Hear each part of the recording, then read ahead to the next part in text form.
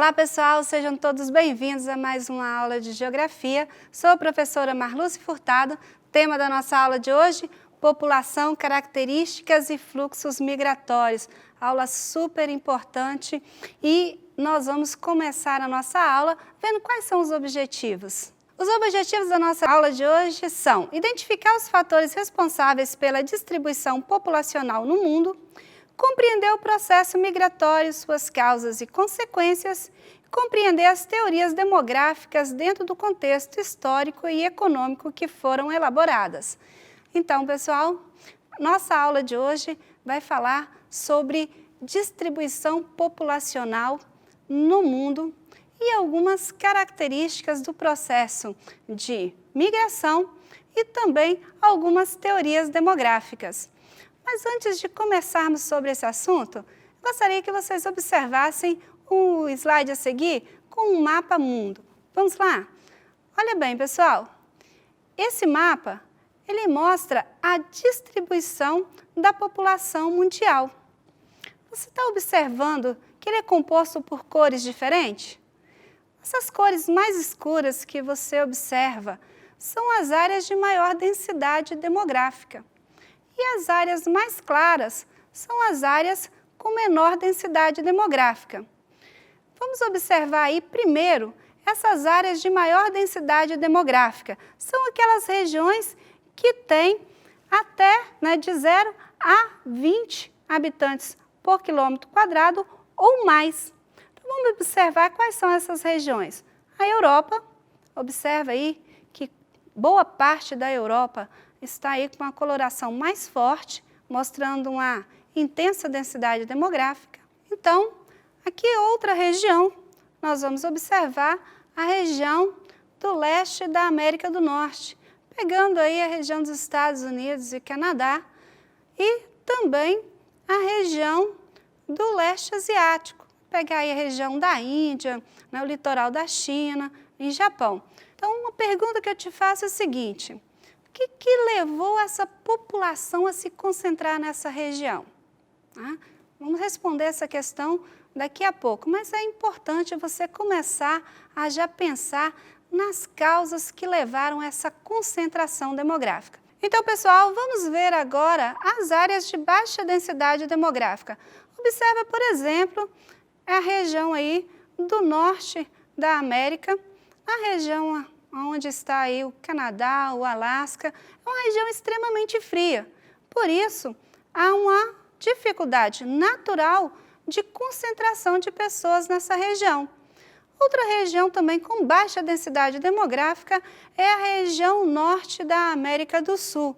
Só que nesse caso aí, nós vamos ter a floresta amazônica como um fator de redução dessa densidade demográfica, visto que a floresta ela vai dificultar a concentração de pessoas, principalmente das atividades econômicas.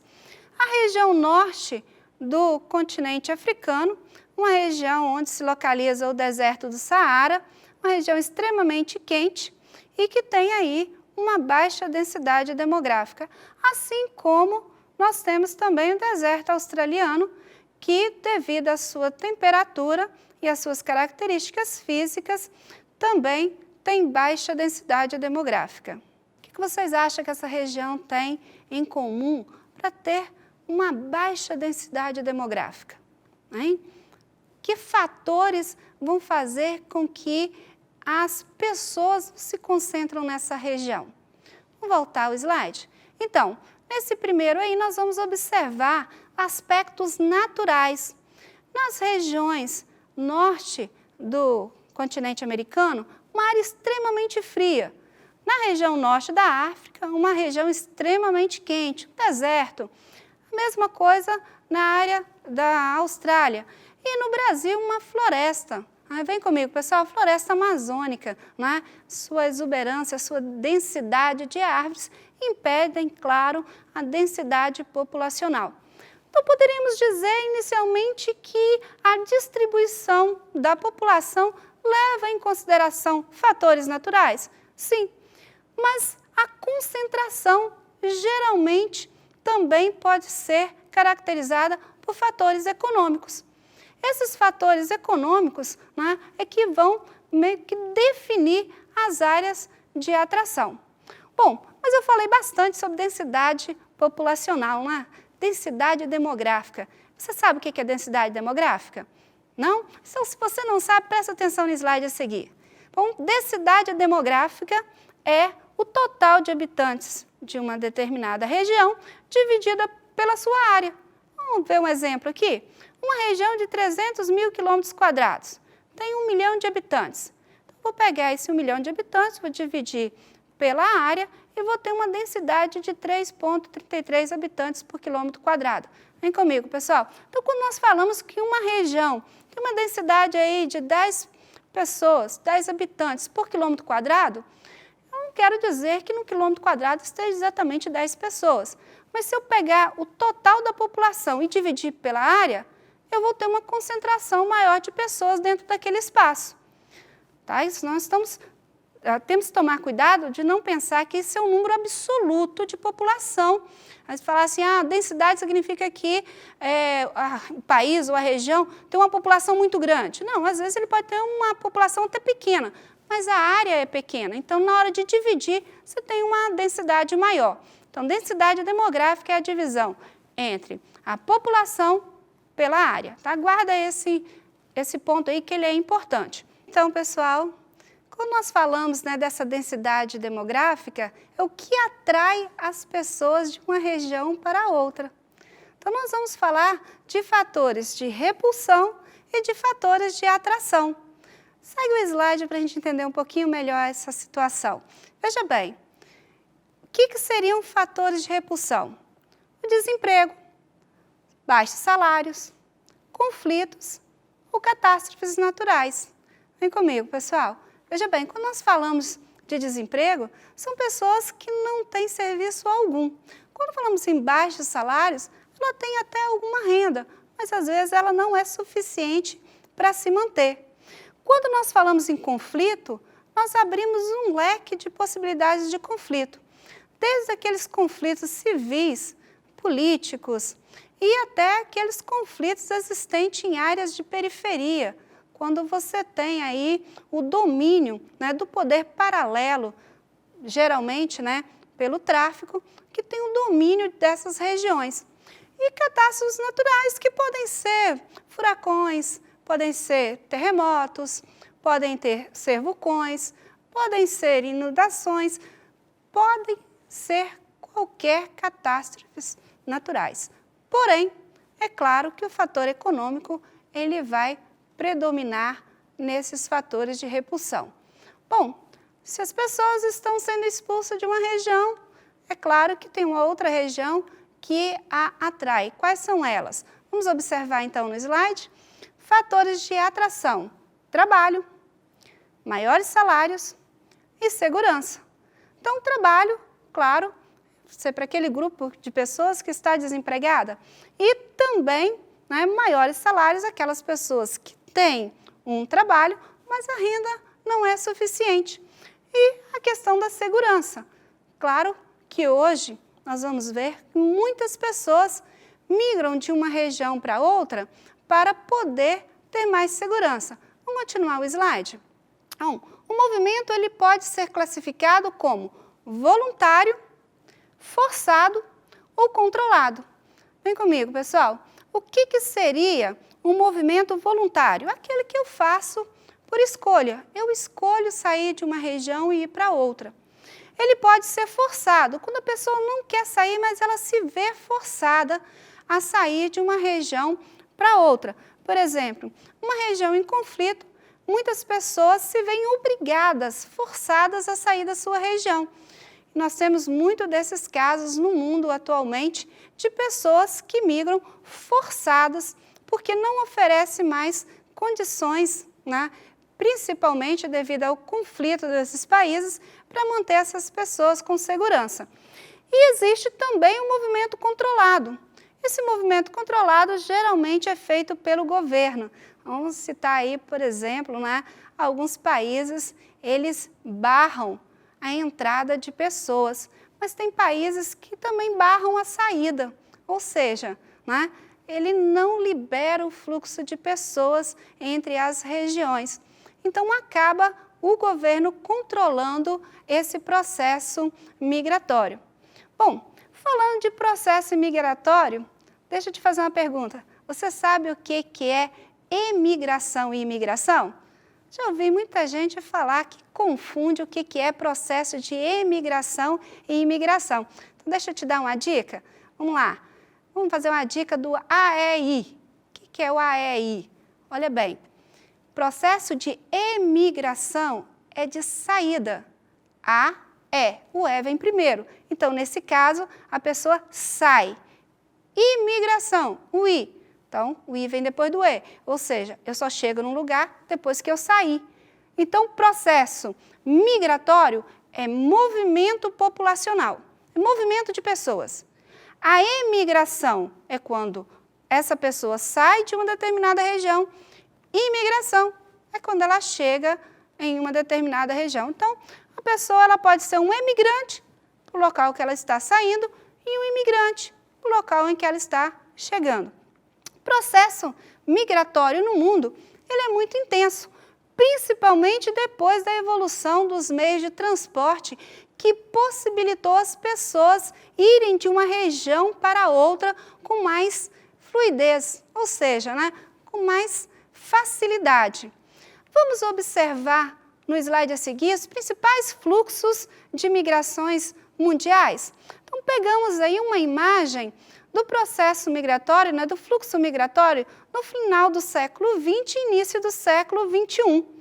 Nós vamos observar aqui, dividido por cores, os países em que vão atrair esse processo migratório, ou seja, que vão atrair imigrantes. Nós vamos ter aí a América do Norte, nos Estados Unidos e o Canadá. Nós vamos ter os países europeus. Nós vamos ter também a região da Austrália e destacando também o Brasil, que apesar de ser um país de emigrantes, também é um país de imigrantes. Vamos aí aos países que vão fazer com que as pessoas saiam, ou seja, países de emigração. Vamos ter aí os países da América Central, vamos ter aí os países do norte da África, região ali da Ásia, pegando ali o sudeste asiático e a região sul da África e também uma região ali do Oriente Médio, que considera esses fatores que levam as pessoas a saírem de uma região e para outra. Os fatores que nós já vimos anteriormente. Por exemplo, nós vamos observar, volta no mapa, nós vamos observar a região ali da Turquia. É uma região que tem um processo de migração para a Europa, devido a questões econômicas, mas também de conflitos. Norte da África. A região do norte da África tem muitos conflitos étnicos religiosos. Pessoal, não sei se vocês já observaram, vem comigo, olha bem. Muitas reportagens já enfatizaram esse processo migratório através do mar Mediterrâneo. Uma quantidade imensa de pessoas, famílias inteiras, que arriscam a própria vida em barcos, muitas vezes superlotados, para atravessar o mar Mediterrâneo para chegar na Europa, arriscando a própria vida. Aí você pergunta, nossa, mas esse pessoal é louco, entrar num barco sem condição. Aí eles estão arriscando a viver, porque morrer é quase uma certeza no lugar em que eles vivem. Então, isso é uma situação que vai forçá-lo a tentar sobreviver em outro país, já que as condições no seu país são muito ruins. O crescimento da população nessas regiões vai gerar alguns problemas. Por quê? Porque nem sempre o país tem as condições necessárias para atender esse imigrante que chega. Isso não é um problema novo, tá? Isso já é um problema que os cientistas sociais já vêm há algum tempo estudando. Então, Vamos ver agora algumas teorias demográficas que mostram a preocupação com o crescimento populacional de uma região devido a alguns fatores. Nós chamamos essas de teorias demográficas. Segue comigo o slide. Bom, primeira teoria que nós vamos ver é a teoria malthusiana. Observa aí que a teoria malthusiana ela vai fazer uma relação entre o crescimento da população e o crescimento de alimentos. Bom, essa teoria ela foi criada por Thomas Robert Malthus no ano de 1798. Ele defendia que a população cresceria num ritmo acelerado, superando a oferta de alimento, o que resultaria em um problema como a fome e a miséria. Pessoal, esse é um problema muito comum nos países hoje que recebem muitos imigrantes. Às vezes, o medo de não conseguir atender às necessidades da sua população e da população que está chegando. Só que Malthus, ele viveu num período que estava iniciando o processo de urbanização e de industrialização. Então, havia um crescimento urbano muito grande e ele via que essa população urbana ela estava aumentando muito. E o crescimento era tão grande que a primeira preocupação dele seria que a produção de alimento não cresceria na mesma proporção. E isso resultaria, num certo momento, em uma fome, porque o número de pessoas era maior do que a produção de alimentos. É claro que essa teoria não se concretizou porque a Revolução Industrial trouxe também a revolução das técnicas de produção e fez com que a produção de alimento fosse muito maior do que o crescimento populacional. Se existe fome hoje no mundo, não é por falta de alimento, mas sim de condições econômicas para adquirir esse alimento. E aí que está baseado a nossa segunda teoria. Bom, vamos continuar então no slide. Após a Segunda Guerra Mundial, o mundo passou por uma grande explosão demográfica, resultando num aumento vertiginoso da população. Essa taxa de crescimento manteve-se ativa principalmente nos países subdesenvolvidos, nos quais a população passou a contar gradativamente com as melhorias sanitárias que possibilitaram a elevação da expectativa de vida. Pessoal, veja bem, essa teoria agora ela está dentro de um outro contexto social e econômico. Você tem aí um crescimento populacional e esse crescimento populacional começa a afetar a economia do país, da região. Essa teoria nós vamos chamar de teoria neomalthusiana. Segue comigo o slide. Então, essa teoria neomalthusiana, ela propunha o controle do crescimento da população, principalmente pela disseminação de métodos anticoncepcionais. Para os neomalthusianos, o desenvolvimento da qualidade de vida e da economia de um país ou região perpassa necessariamente pelo controle da população. Pessoal, da população pobre, tá? Então, a teoria neomalthusiana traz uma relação entre crescimento populacional e crescimento da economia. Segundo ele, o crescimento da população pobre impediria o crescimento econômico dos países. E isso, claro, então, precisaria ser resolvido controlando o número de pessoas da população mais pobre. Como fazer isso? O controle do número de nascidos por família, o controle de natalidade. Então, esse fato chamou muita atenção porque relacionava a pobreza econômica de um país à sua população mais pobre. Vamos continuar, então. A outra teoria, chamada teoria reformista, ela vai mudar um pouquinho o que o neomalthusiano afirmava. Segundo a teoria reformista, o crescimento populacional que ocorre em virtude da elevada taxa de natalidade não é causa, mas consequência do subdesenvolvimento. Nos países desenvolvidos, onde o padrão de vida da população é alto, o controle de natalidade ocorre paralelamente à melhoria da qualidade de vida da população. Os investimentos em educação são fundamentais para a melhoria de todos os indicadores sociais, pois, quando o cotidiano familiar decorre em condições miseráveis e as pessoas não têm consciência das determinações econômicas e sociais, elas não ficarão preocupadas em gerar menos filhos. Então, pessoal, veja bem, essa relação a gente pode fazer, vamos comparar uma família com um país, tá? Vamos imaginar um país pobre, vamos comparar com uma família pobre. Uma família pobre, normalmente, desconhece que a sua situação social e econômica está intimamente ligada ao número de pessoas dentro da sua residência, né, da sua família. Muitos desconsideram, por falta de conhecimento, que se ela tiver menos filho, poderá ter uma qualidade melhor dos seus filhos.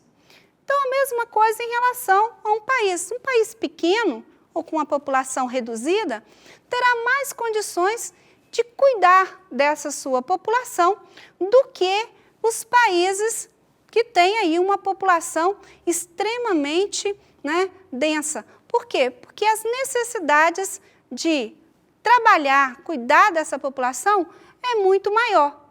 Então, nesse tipo, né, de teoria, joga-se a responsabilidade de controlar a população, não pelo controle da natalidade, mas pelo controle da economia.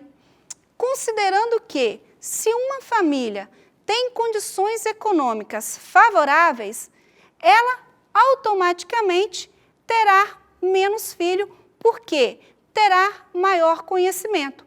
Então, relaciona-se a essa melhoria de condições, né, de vida dessa família às condições de educação. Então, melhorando-se a educação, melhorando-se a economia, você vai ter a redução da natalidade. Então, observamos aí, geralmente, famílias mais pobres têm muito mais filhos do que famílias, né, com maior poder aquisitivo. Então, essa é uma relação que a gente faz sempre aí comparando, né, essas teorias. Bom, essas teorias, elas são muito importantes porque vão nos dar, dentro de um momento histórico e econômico, qual era a preocupação dos governos e, né, dos cientistas sociais em relação ao controle, ao crescimento populacional da sua região. E ela, é claro, vai mudar. Desde a teoria de Malthus até a teoria reformista, as situações econômicas e sociais mudaram bastante. Com isso, essas teorias também vão ser alteradas. Bom, pessoal, nós estamos aí quase concluindo a nossa aula, mas para concluir, fechar com chave de ouro, vamos fazer uma atividade para testar os seus conhecimentos sobre o tema da aula de hoje. Vamos pegar uma questão do Enem do ano de 2018. Segue comigo o slide. Em Beirute, no Líbano, quando perguntado sobre onde se encontram os refugiados sírios, a resposta do homem é imediata: em todos os lugares e em lugar nenhum. Andando ao acaso, não é raro ver, sob um prédio ou num canto de calçada, ao abrigo do vento, uma família refugiada, em volta de uma refeição frugal, posta sobre jornais como se fossem guardanapos. Também se vê de vez em quando uma tenda com a sigla ACNUR, Alto Comissariado das Nações Unidas para Refugiados, erguida em um dos raros terrenos vagos da capital. Bom, pessoal, esse enunciado bem longo, ele traz aí uma reflexão sobre um aspecto abordado na aula de hoje, tá? Vamos lá, volta ao slide. O cenário descrito aponta para uma crise humanitária que é explicada pelo processo de opção A, migração massiva de pessoas atingidas por catástrofe natural, Letra B, hibridização cultural de grupos caracterizados por homogeneidade social. Opção C, desmobilização voluntária de militantes cooptados por seitas extremistas. Opção D, peregrinações religiosas de fiéis orientados por lideranças fundamentalistas. Opção E, desterritorialização forçada de populações afetadas por conflitos armados. A opção correta é a letra E, desterritorialização forçada de populações afetadas por conflitos armados. Então, pessoal, eu espero que você tenha gostado da aula e te convido a buscar nas questões do Enem dos anos passados, né? Quais foram as questões que abordavam esse conteúdo sobre população. É um dos conteúdos mais cobrados, tá, no Enem, então vale a pena pesquisar. Então, até a próxima aula.